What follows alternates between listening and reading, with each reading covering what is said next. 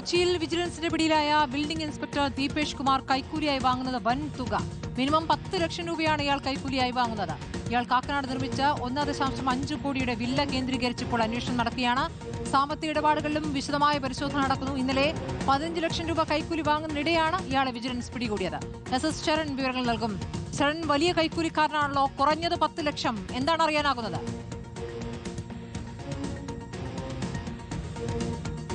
സ്മൃതി, തീർച്ചയായിട്ടും വൻതുക മാത്രം കൈക്കൂലി വാങ്ങുന്ന ഉദ്യോഗസ്ഥനാണ് ദീപേഷ് കുമാർ എന്നുള്ളതാണ് ഇപ്പോൾ വിജിലൻസ് കണ്ടെത്തിയിരിക്കുന്നത്. അതായത് നേരത്തെ ഇത് സംബന്ധിച്ചുള്ള രഹസ്യവിവരം വിജിലൻസിന് ലഭിക്കുന്നു. അങ്ങനെ വിജിലൻസിന്റെ നിരീക്ഷണത്തിലാണ് ഇയാൾ ഉണ്ടായിരുന്നത്. നിരീക്ഷണം നടത്തുന്നതിനിടയിൽ കൂടിയാണ് ഇന്നലെ 15 ലക്ഷം രൂപ കൈക്കൂലി വാങ്ങുന്നതിനിടെ ഇയാൾ വിജിലൻസിന്റെ വലയിലായത്. അതായത് ഒരു ഗോഡൌണിന്റെ നമ്പർ ഇടുന്നതിന്റെ ഭാഗമായിട്ട് ഒരാളിൽ നിന്ന് 20 ലക്ഷം രൂപ കൈക്കൂലി ആവശ്യപ്പെടുന്നു. പക്ഷേ അദ്ദേഹം പറഞ്ഞത് 15 ലക്ഷം നൽകാനാവുള്ളൂ എന്നുള്ളതാണ്. അങ്ങനെ ആ 15 ലക്ഷം രൂപ ഇന്നലെ വാങ്ങുന്നതിനിടയിലാണ് ഇയാൾ പിടിയിലാവുകയും ചെയ്തിരുന്നത്. അതിന് പിന്നാലെ വിജിലൻസ് കണ്ടെത്തിയിരിക്കുന്നത് മിനിമം 10 ലക്ഷം രൂപ കൈക്കൂലി വാങ്ങുന്ന ആളാണ് ഇയാളെന്നുള്ളതാണ്. അതിൽ പ്രധാനപ്പെട്ട കാര്യം ഈ പണക്കാരായിട്ടുള്ള ആളുകളെ സമ്മർദ്ദത്തിലാക്കിയാണ് ഇയാൾ ഇത്തരത്തിൽ കൈക്കൂലി വാങ്ങിയിരുന്നതെന്നുള്ളതാണ്. എന്തായാലും ഇയാളുടെ സ്വത്ത് സംഭാവന സംബന്ധിച്ച് വലിയ അന്വേഷണത്തിലേക്ക് വിജിലൻസ് നീങ്ങുകയും ചെയ്തിട്ടുണ്ട്. സമീപകാലത്ത് ഇയാൾ കാക്കനാട് ഒരു വില്ല നിർമ്മിച്ചിട്ടുണ്ട്. 1.5 കോടി മുടക്കിയാണ് വില്ല നിർമ്മിച്ചിരിക്കുന്നത്. അത് ഇത്തരത്തിൽ കൈക്കൂലിയിലൂടെ ലഭിച്ച പണം ആണെന്നുള്ള ആ പണത്തിലാണ്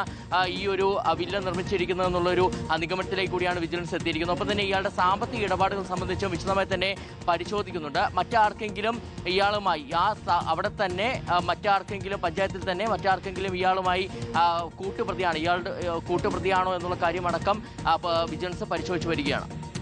ശരി, SS ശരണാണ് വിവരങ്ങൾ നൽകിയത്.